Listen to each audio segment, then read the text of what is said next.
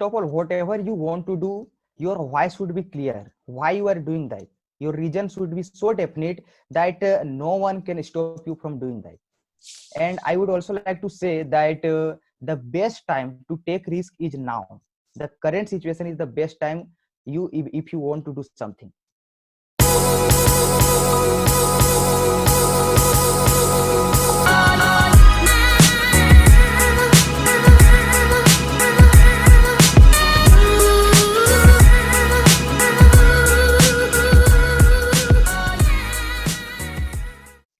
Hi, my name's Dan Sullivan and I'm the host of Gen Z Talks. Today, we've got a special guest from India who's been having a huge positive impact on the younger generation. I came across him on LinkedIn through his positive and inspiring post. Hemant has had huge growth on YouTube, where he's got nearly 200,000 subscribers, as well as a huge following on other social media platforms. So welcome, Hemant, and if you could add a few more details as to who you are and your journey so far. First of all, thank you for inviting me in your show, JNG. And my name is Hemant, MN Hemant, my brand name. On that, my channel name is, and I am famous with the name MN Hemant on LinkedIn, Instagram, all everywhere in the online world. So my journey started when I was in class 10th. Before that, I had no knowledge of how YouTube works, how the online world works, how social media works, because I hadn't at that time any smartphone. And after the 10th, I got my first 4G smartphone, 4G internet. Then I started exploring internet, social media, and YouTube. And then I decided that I will also make videos on YouTube.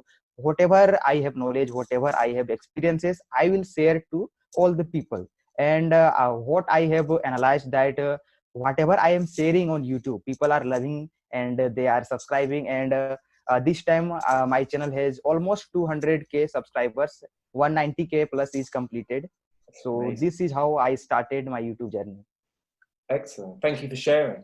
And thank you for joining us. I know how busy you are, but I also know how much you have to offer the younger generation in terms of your experience and knowledge, even at your young age. And I want to kick off with speaking about the hotly discussed topic of generation education for Generation Z. More specifically about the traditional education system and what value you feel the traditional education value has on younger people today, and where maybe you think there needs to be improvements. I think there are many defects in the traditional education system. What I felt that it is more on theoretical knowledge. Practical knowledge is very less. People are reading books and the lecturers are also teaching only, but they are not showing what is the practicality of what they are teaching.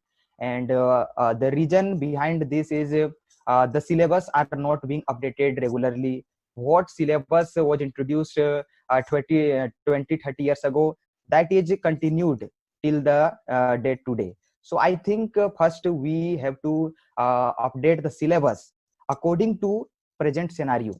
You know that the present time age of internet, social media, everyone is growing on social media, influencer marketing, and the traditional marketing or the traditional education system has much shifted into online world, online classes, online courses. So everyone using smartphone, everyone has a laptop, everyone has internet connection, so the education has also shifted online. And I think what measures we have to take is that first we have to update the syllabus according to the present scenario, and everyone should have the opportunity to access that knowledge, access that education. And first questioning in traditional education, students are not allowed to ask so much questions that they can understand well anything if they didn't understand. So I think questioning should be also allowed. Sure, yeah. I understand, obviously, that the shelf life of education is shorter than ever now. Mm-hmm. But don't you think that universities still bring a lot of value in terms of the soft skills that that they help to develop for a Yeah, yeah. generation who are craving to develop these soft skills and who realize that they're kind of lacking these soft skills for them to be able to achieve their potential because of the lack of opportunities in the working world. So universities actually offer human interaction, to work within a team, critical thinking, and also kind of decision making and communicating with people in person, which in this online world, many people are kind of lacking this opportunity for real human interaction, which can have also a huge impact on the mental health, to have this regular contact with people and to build a social group over the 3 or 4 years that that they carry out their studying. Soft skills are very important in our life. I think universities are somewhat providing the soft skills what they should develop all the students. And degree doesn't play major role if you have skill in any subject. If you know that work, if you can do that, then if you haven't any certificate, you haven't any degree, then even you can work in that field and you can also succeed. So soft skills are also important when you go in the real life, like communication skills, teamwork, decision making, emotional thinking. Everything is very important, and I think the traditional education system isn't providing that much of the things in terms of social, in terms of soft skills. So to develop soft skills, you need to practice. Without practice, you can't develop any soft skill. But in terms of practicing, having the opportunity to develop the soft skills, where do you see Generation Z having the opportunity to develop these skills, these key skills required to fulfill their potential? Because obviously this generation is very, kind of tech savvy. They learn quickly. They're learning new skills on a regular basis. But in terms of developing the soft skills, you've got the university learning environment. Where else, say, if Generation Z didn't go to university and took an alternative route, where would you see them practicing? What environments would you see them practicing and developing the soft skills? See, Generation G is completely dependent in online tools, online courses, online videos, and online content basically. And what I feel is that soft skills can't be developed through online courses or watching videos. You have to be in physical environment. You have to be in a group of people. You have to be interacting. So you can interact with people first virtually through LinkedIn and other social media platforms. You can chat there, and when you think that you have built a strong connection with that virtually, then you can meet them then you can meet them physically, and you can proceed further. So without physical interaction, you can't develop soft skills. Hard skills can be developed through online, but for soft skills, you need to meet persons. Excellent. And switching to the role of technology in education, which you spoke about briefly before. Pearson carried out a study in 2018 regarding the role of technology for Generation Z. And they found that nearly half were viewing videos for more than 3 hours a day. And 59% were of this group were viewing YouTube content. What role do you see YouTube having for the education of Generation Z? And how does it compare to the traditional way of learning? There are many types of content in YouTube, but I think YouTube's main content is educational, informative. It is a informative content platform where you can watch detailed video like 10 minutes, 20 minutes, 30 minutes, even hours of videos. And if you say about education system, there are many teachers who are uploading their lectures in YouTube, and students are also watching, enjoying. And due to this corona lockdown situation, schools are also closed, and teachers are uploading their content on YouTube freely, and students are accessing that. So I think YouTube has a great role in the education system in today's time, when everyone is being locked on their home, and people can access internet, people have access the YouTube, and they can watch whatever they want, they can learn whatever they want. And YouTube is going to grow too much in the coming years. And if anyone is watching this video and you also want to do YouTubing, then it's a huge opportunity, uh, it's a huge scope. And you can see my silver play button backside. I had started YouTube around 2.5 years ago, and today I have achieved about 190k plus subscribers. So I think YouTube is great. Excellent. Just digging a little bit deeper into Yeah. the rise of online learning during the pandemic. There were obviously a lot of changes to the education and how it was delivered, and how education is delivered to across all generations now. Do you see many of these changes sort of sticking in the future, or will we slowly go back to old ways? How do you see the future for online learning?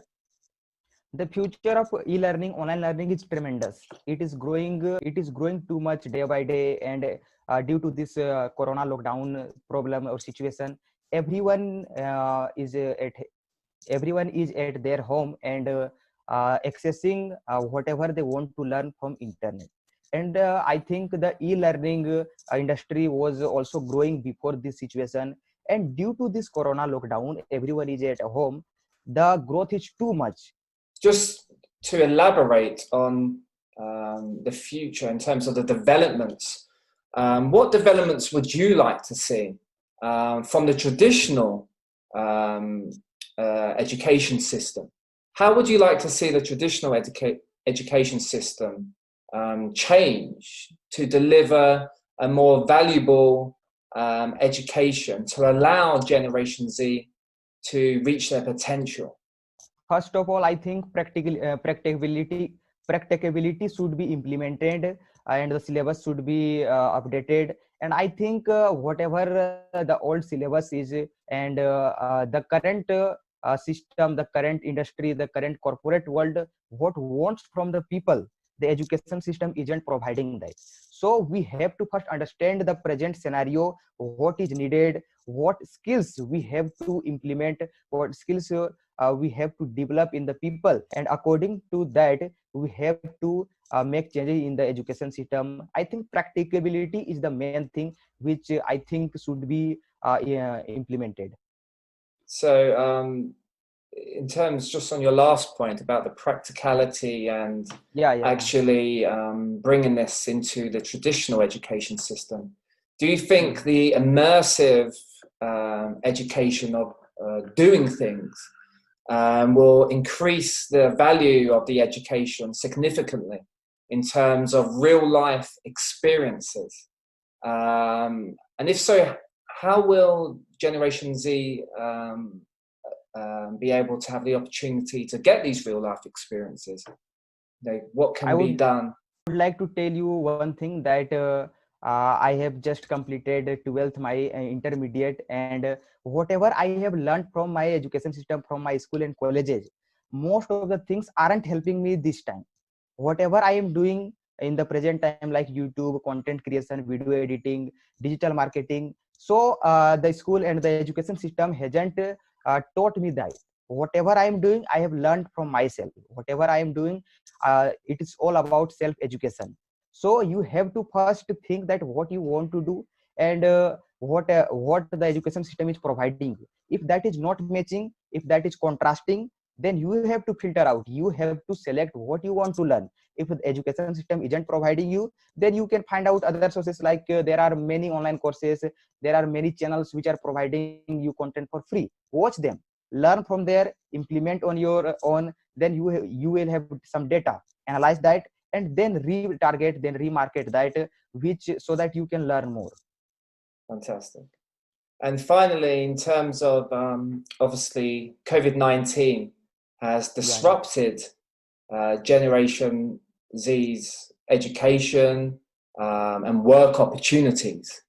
What message and advice do you have for this generation, for your generation, to have a chance to be hopeful, positive, and most importantly, to take actions to be able to take the next step in their education or career? What advice do you have, especially for those who may wish to go to the alternative route, like yourself, in establishing a YouTube channel, for example? First of all, whatever you want to do, your why should be clear, why you are doing that. Your reason should be so definite that no one can stop you from doing that. And I would also like to say that the best time to take risk is now. The current situation is the best time if you want to do something. Like this time your family is financially, and if you want to do something new, you want to take some risk, and if you fail, then there is no problem, because your parents are always with you to support you financially. It's not like that you need to earn some money every month, otherwise your family will be in road, and you will have some financial problems, isn't it that? Okay, so and this financial freedom would not be with you after 10 to 15 years, when you will have your own family, your own husband, wife, your own children. Because that time, if you want to do something new, you take some risks, and if you fail by chance, then you may go through some financial problem. Thank you ever so much for your insightful information and your advice Thank you. to your generation, to people watching, and to older generations as well. Because I know for me, your posts that I came across on LinkedIn were very powerful, mature, and it's, for me, it's a sign that, you know, Generation Z are a mature, knowledgeable, and change-making generation, and you epitomize all things positive about Generation Z. So thanks a lot, and I wish you once again. Thank you for you that you invited me in your show. No, it's a pleasure. Keep doing what you're doing. You're changing a lot of people's lives. Thank you ever so much.